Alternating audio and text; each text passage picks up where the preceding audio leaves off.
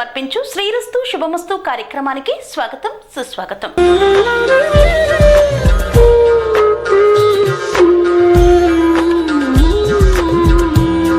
హిందూ మతంలో అమావాస్య తిథికి చాలా ప్రత్యేకమైన ప్రాముఖ్యత ఉంది. అమావాస్య తిథి రోజున స్నానం చేయడం, దానం చేయడం వల్ల పుణ్యఫలం లభిస్తుంది. ప్రతి నెలలో వచ్చే అమావాస్యకు ప్రత్యేక ప్రాముఖ్యత ఉంటుంది.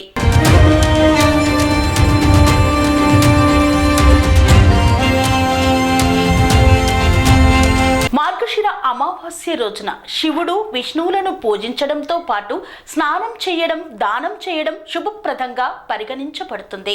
ఇలా చేయడం వల్ల ఇంటిలో సుఖం, శాంతి, ఐశ్వర్యం మొదలైనవి లభిస్తాయని నమ్మకం.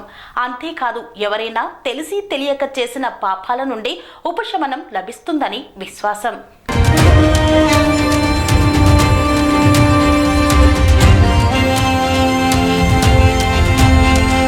అమావాస్య ఆంగ్ల సంవత్సరంలో చివరి అమావాస్య కూడా అవుతోంది. ఈసారి మార్గశిర అమావాస్య సోమవారం వస్తుంది కనుక ఈ రోజున సోమావతి అమావాస్య అని కూడా పిలుస్తారు.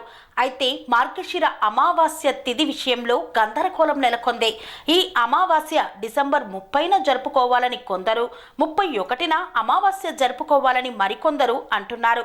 అటువంటి పరిస్థితుల్లో 2024 సంవత్సరంలో మార్గశిర అమావాస్య తిథి అంటే సోమావతి అమావాస్య రోజున స్నానం, దానానికి అనుకూలమైన సమయం ఏమిటో ఇప్పుడు తెలుసుకుందాం. వైదిక క్యాలెండర్ ప్రకారం ఈసారి మార్గశిర మాస కృష్ణపక్ష అమావాస్య డిసెంబర్ 30 తెల్లవారుజామున 4:01 ప్రారంభమవుతుంది. అదే సమయంలో ఈ అమావాస్య తిథి మర్నాడు రోజు డిసెంబర్ 31వ తేదీ తెల్లవారుజామున 3:56 ముగుస్తుంది. అటువంటి పరిస్థితుల్లో ఉదయ తిథి ప్రకారం మార్గశిర అమావాస్య 30 డిసెంబర్ 2024న జరుపుకుంటారు.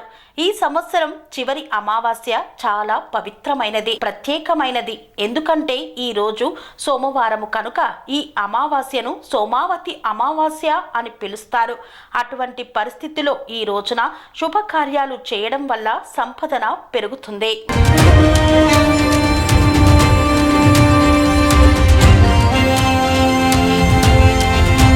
బ్రహ్మ ముహూర్తం డిసెంబర్ 30 ఉదయం 5:16 నుండి 6:11 వరకు ఉంటుంది. స్నానదాన ముహూర్తం డిసెంబర్ 30 ఉదయం 5:24 నుండి 6:19 వరకు ఉంటుంది. విజయ ముహూర్తం డిసెంబర్ 30 మధ్యాహ్నం 1:57 నుండి 2:38 వరకు కొనసాగుతుంది. అశుభ సమయం డిసెంబర్ 30 రాత్రి 8:23 నుండి 9:40 వరకు ఉంది. సోమావతి అమావాస్య రోజు అసలు ఏం చెయ్యాలి? సోమావతి అమావాస్య రోజున బ్రహ్మ ముహూర్తంలో నిద్రలేచి స్నానం చేయాలి. అనంతరం శుభ్రమైన బట్టలను ధరించి మీ పూర్వీకులను స్మరించుకోవాలి. వారికి తర్పణం సమర్పించాలి. దీని తరువాత నల్ల నువ్వులు, తెల్లటి పువ్వులు, దర్భ, గడ్డితో పూర్వీకులకు ఆర్ఘ్యం సమర్పించాలి. పూర్వీకుల ఆశీర్వాదం కోసం దక్షిణ దిశలో దీపం వెలిగించాలి. ఇలా చేయడం వల్ల పూర్వీకులు సంతోషిస్తారని, పితృదోషం తొలగిపోతుందని నమ్మకం. సోమావతి అమావాస్య రోజున రావి చెట్టును పూజించాలి. తర్వాత రావి చెట్టుకు 7 సార్లు ప్రదక్షిణలు చెయ్యాలి. అనంతరం నీరును సమర్పించాలి. దీని తరువాత ఆవె నూనెతో నల్ల నువ్వులను వేసి రావి చెట్టు దగ్గర దీపం వెలిగించాలి. సోమావతి అమావాస్య రోజున పూర్వీకుల అనుగ్రహం కోసం పితృ చాలీస పఠించండి. మార్గశిర అమావాస్య రోజున పేదలకు, ఆపన్నులకు, బ్రాహ్మణులకు ఆహారం అందించడం శుభప్రదం. సోమావతి అమావాస్య రోజున పెరుగు, పాలు, వస్త్రాలు, ఆహారం, నల్ల నువ్వులను దానం చేయాలి. అనురాగానికి అమ్మ ఆదర్శం, ఆరోగ్యానికి Sri Sai homeo stores and clinic. అనుభవం, అర్హత, అంకిత భావం కల డాక్టర్లచే చికిత్స. అన్ని రకాల ఆరోగ్య సమస్యలకు నమ్మకమైన ఎంపిక Sri Sai homeo stores and clinic.